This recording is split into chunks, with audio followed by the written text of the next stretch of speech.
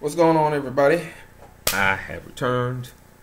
I am your host for today, Lamek, and I am here to blow your mind with more crazy cases. I got an up-to-date case for you today. This just recently happened, and it's going to lead into a lot of the information that is being gathered by David Paulides. You know, like the similarities and the criterias that match up, all that stuff. You know. But first, I just want to wish everybody out there a very happy 4th today. You know, it's going to be a great day for fireworks. It's sunny. Hopefully, it stays that way because it seems to happen every single time here in Georgia. You want to have a fireworks display, next thing you know, it's raining in the forecast. Then they got to postpone it for another date. And I was like, you got to be kidding me. This happened every single year. And it's been 20-some odd years since I actually went to a fireworks display because I used to go to them all the time when I lived in New Jersey. I lived in like Cranford, New Jersey for like 7 years. So we saw it every year at a place called Echo Park. You know, and I think after all the times we went, it kind of got boring because it was just the same thing every time. They just shoot off a bunch of fireworks in different places, but you're like right there so you can see it up close. You know, but it was no, fancy shooting where you see all these spirals and just like they didn't create like a show. It was just like fireworks being shot off for about maybe a good 30 minutes. You know, but after a while it kind of got boring. So the next year we didn't go. Then the next year turned into a lot of years. And then we moved to Virginia. Same thing. Hadn't seen one. Moved down here. Same thing. Hadn't seen one until my mom moved over to an area that was near a stadium, a baseball stadium, that shot off fireworks every night after a game. So that was a plus. You know, we saw some fireworks then. You know, but it wasn't an actual show. And I want to see a show today. If I can get up with my cousin. You know, and we can go out to this place where they're going to be having fireworks and they're going to be having, events for the kids and stuff like that. So it should be a good day for me and it should be a good day for all of you. And I hope you guys have a great time today with your families and the cookouts and the food, the laughing, the joking around, the kids playing, the beer drinking, whatever it is that you guys like to do. Now, in other places like, say, Australia, they already had a moment. It's called Australia Day. And information was given to me by KimStar66, my #1 fan and my #1 subscriber. But anyway, she said that they already had their day and that day's been and gone, so they celebrate theirs a little early. And I'm pretty sure they have fireworks as well.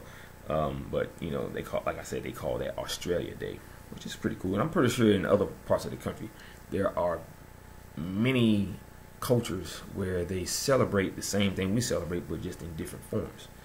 So that's pretty cool. I like that. So big ups to everyone else. Hope you guys are having a great or are going to have a great day today.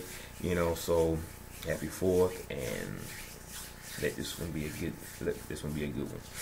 But anyway, on to bigger and better things. Today's show is going to be about a young man that disappeared. Well, he's not a young man. He was like 49 years old actually, but he disappeared somewhere in Indonesia near a volcano. And the title states, German hiker missing on dormant Indonesian volcano. Now, who do you know wants to climb a dormant volcano regardless of how long it's been since it erupted, which that was around 1881, and it hasn't erupted since. But the volcanic activity is still active. So I still wouldn't risk my time or my life climbing a dormant volcano that still has lava flowing in it and sulfur like smoke shooting out from vents and stuff like that. I couldn't do that. But anyway, rescuers in Indonesia are searching for a German hiker. See, I'm gonna get to that part in a second. Who has been missing for 5 days since he began climbing a dormant volcano. And I'm like, okay, hold up. First of all, that name German, that is a common characteristic in all of these cases with people who disappear.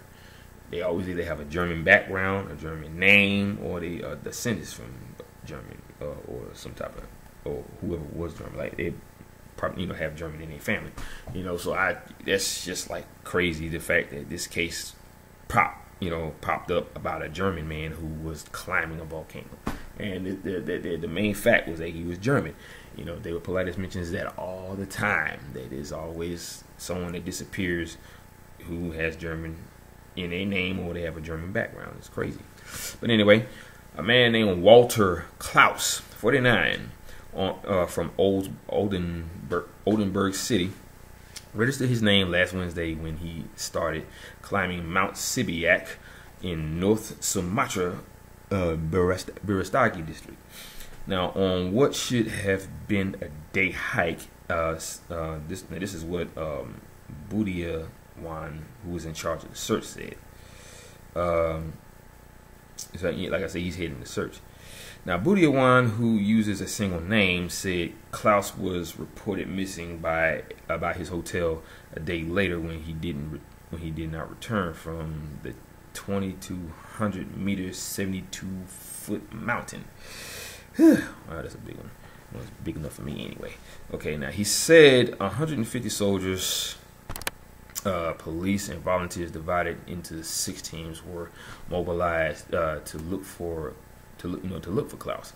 But the search has been hampered by the rugged forested terrain and bad weather.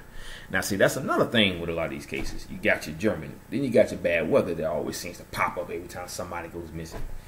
It's not like it was raining all week and all of a sudden it stops when that person goes missing, then it rains up. No, it's like it's sunny all week. Right the day when someone goes missing, it's a torrential downpour or the weather was just bad or it could have been snowing. But see, this happened a couple of days ago, so this is like what? Summertime, so but the weather was still bad. It was probably a lot of rain in that area. Very weird, yet very, very, very close together in similarities with the other cases dealing with David Paulides. Now, police helicopter supported the search efforts on Monday. Now he also said that everybody heard a very weak sound like that came from a ravine when they called out his name.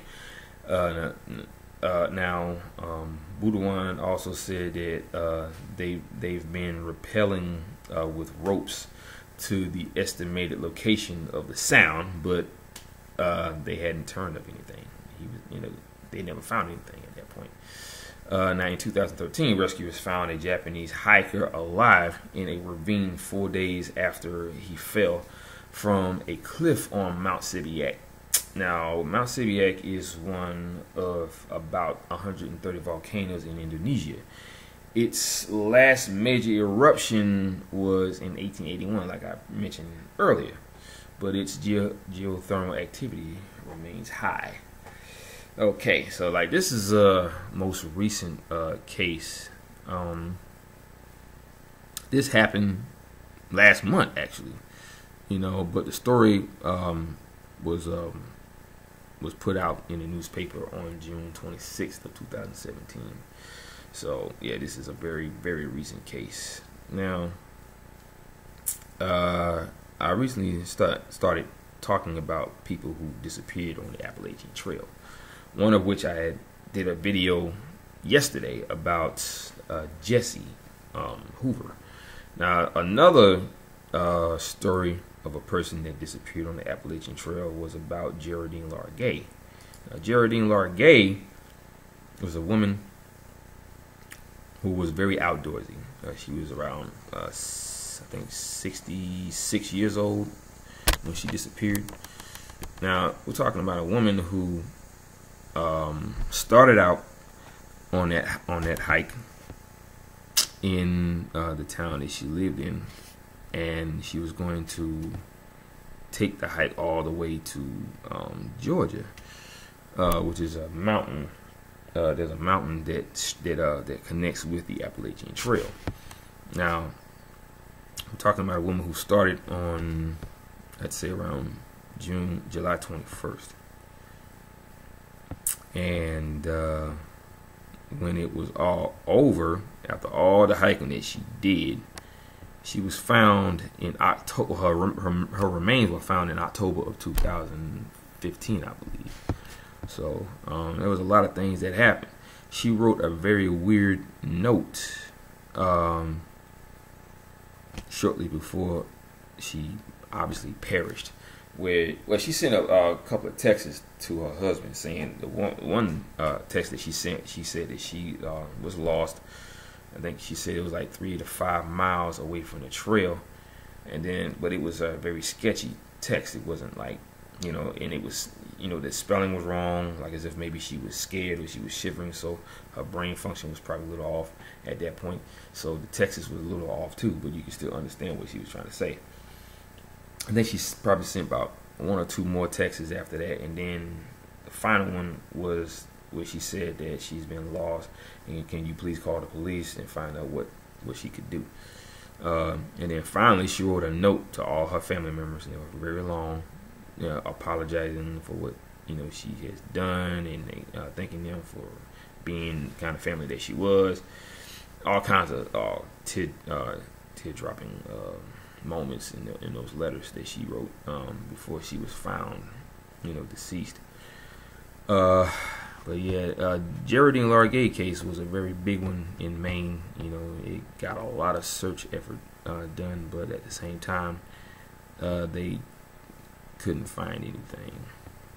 But and it's been years since that's happened. So everybody's still trying to figure out what happened to Geraldine Largay, but there hasn't been any evidence to back up the claims of what they think might have happened to her. Okay, so now with her and her husband George, they would hike all the time, but a lot of times he would meet up with her at these checkpoints, you know, because it might have been too much for him. And they even had trail names. I forgot what he called himself, but she ended up calling herself Inchworm. She was pretty famous for, and I think it was because she was a huge book reader, I believe.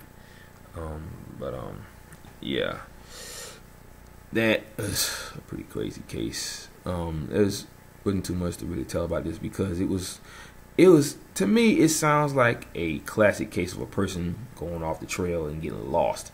But for you to even travel in a straight line and still get lost, because me personally, if I go off the trail just to go, you know, release myself and, like, you know, take, you know, urinate or have to take a crap or whatever, I would travel in a straight line, not go down like a little hill like area off the trail and, you know, cut through a bunch of stuff going left and right. I would just try to, as much as I can, to keep straight out, and that way I can find my way back to the trail. That's what I would think. But when you get out there and you've been out there for days, you become disoriented. Your thinking pattern isn't the way it should have been when you first went in. So for her to get lost the way she did, and I know there was a lot of thick terrain out there. You know, there's trees, there's branches, there's leaves all over the place, and it covers up a large span of the area that you were walking into. So it'd be kind of hard to even find the little spot that you were actually walking in. It'll kind of distort you to make you think that you got to go this way, you got to go that way. I don't know. I've never been in that situation before. I mean, the only time I've actually been out in the wilderness was when I was a Boy Scout in New Jersey. And we went up into the Jersey mountains. And it was scary. Even though I was out there with a bunch of other campers and a bunch of other Boy Scouts, it was still very scary. I mean, I actually went out into a lake, and there was an opening for a boat where you can go out into the rapids, and I could look past the area and see, you know, how the water was just rushing to the right, you know, and I knew I didn't want to end up out there. But the whole point is that, you know, the wilderness can be very treacherous, and I've seen it firsthand myself.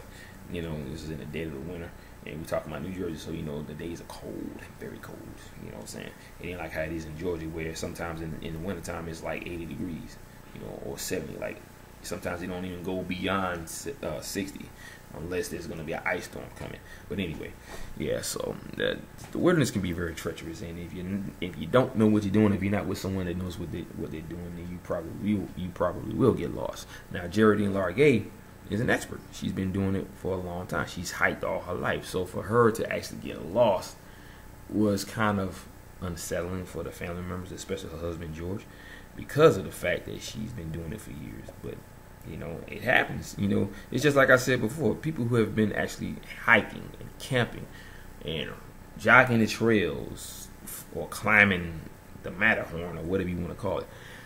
These people have been doing it all their lives. They're experts. Yet that one time out of all those years where you've been doing it for your half of your life, that's when something goes wrong. You disappear.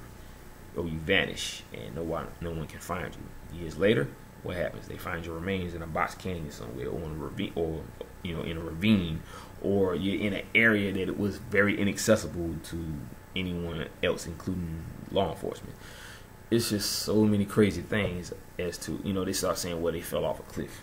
But how could they fall off a cliff if their body was way out that way, maybe 100 yards out? It's almost like someone threw them over the edge instead of them falling. Now, if, let's just say that ravine or that cliff was like this. You got the flat surface here, and you got this part right here. Now, if you tripped, you would have rolled out that way, or tumbled out that way. But if you go straight down, there's no way for you to end up way out that, way off in that direction at such a distance. So a lot of that stuff happens too, because it like I said, it looks like the person was thrown that far instead of them falling and then end up there. It's not logical. And like I said before, with a lot of these cases, none of it is logical. Now, as far as Geraldine Largay, her situation is the fact that she somehow got disoriented when she got lost. She couldn't find her way back to the trail.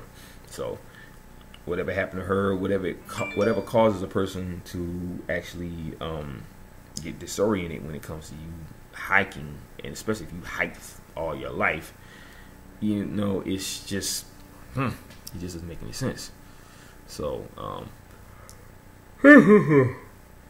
what? It's crazy. Now, this woman, she left behind a daughter named Carrie, a husband named George, and a son-in-law named Ryan.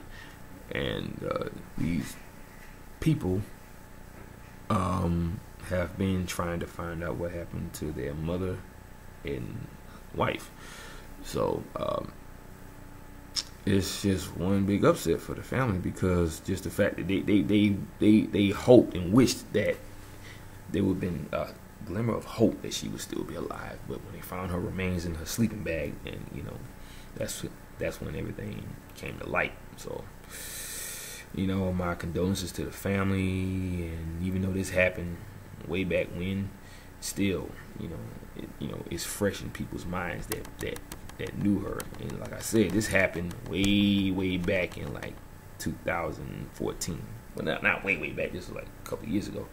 But still, it's a pretty fresh case. It's still young. It's only been a couple of years. So, but yeah, that Geraldine Largay story is pretty crazy, for the fact that she hiked all that time, and then all of a sudden, bam, and then in October 2015, that's when her remains were found. So that's only 2 years, or a year at least, depending on when they actually found her. So it would be like maybe, it's about like 2 years. So whatever happened to her between 2014 and 2015, it's just, you just never know. I mean, it sounds like she was trying her best to survive out there for the amount of days that she was out there. Because they say like a person can survive 2 months without food, and after that, that's it. That's malnourishment, and then your body starts to shut down. Next thing you know, you die from being either malnourished or just not eating. Because you start off by losing weight when you burn the fat, from trying to get through certain areas. But anyway, that's just an educated guess. But yeah, that's my time on these stories. The first one was kind of short because it's a fresh case, so it just happened like last month. So there's not too much detail on it. They haven't found anything yet. It may never be found, but he may have fallen in a loose patch of dirt that was still connected to one of the lava tunnels underneath the ground of Indonesia. He may have fallen in that and was swept away by the lava, killing him. I don't know. That's just my educated guess. But for the fact that he was climbing this volcano, and the fact that he just disappeared without a trace, I would think there would be something left behind, but there isn't. So he goes in and poof, he's gone. So, and the fact that he's German makes it even more strange, because anybody that has a German background always seems to disappear without a trace, and it's never found. So, and I think that might have been what happened to him. It's just that when you disappear climbing a volcano, that leaves a lot of other information out there for you to use in order to solve what happened to him. Okay, he's climbing a volcano. It's been dormant since 1881, but it's still active as far as the lava. So that would mean if there's a lava tube underneath his feet, or if the ground is very unstable, like crumbly from all the heat, it could have easily collapsed and he could have fell into a lava tube that was still flowing with lava. I don't know. That's just, like I said, that was just an educated guess. But if I had to really think about it, I would say there's something else going on here, because a lot of strange places that have, you know, these areas like volcanoes and, you know, just strange areas that don't make any sense. Like in certain parts of Asia, you have suicide. I think they call it Suicide Park or something like that. You know, where people actually go there to commit suicide. It's a wooded area, like a forest, or suicide forest, I believe. But yeah, so, but that's my time. You know, I gotta get ready for my day to see what's gonna be going on and see what I can do to get up with my cousin to see if they're gonna be going out to that place where they're gonna be having the fireworks display, and I'm gonna see if she can come pick me up. That way, you know, you save money on gas and all that stuff. You ain't gotta worry about it, because if they coming in to this area, they can pick me up. But anyway, hope you guys are gonna have a fun day today. I just once again want to wish everybody a happy 4th, and I hope you have a great day. I hope the fireworks are amazing, the food is amazing, you know, hanging out with your friends and family. Just have a great day. I will see you guys once again in a couple of days, maybe even tomorrow. I'll post a video since I'm off tomorrow too. So keep your eyes peeled and keep those, you know, ears open for my notifications, and I will return with more. All right, peace out, guys. Aloha, mahalo, and ahuyo.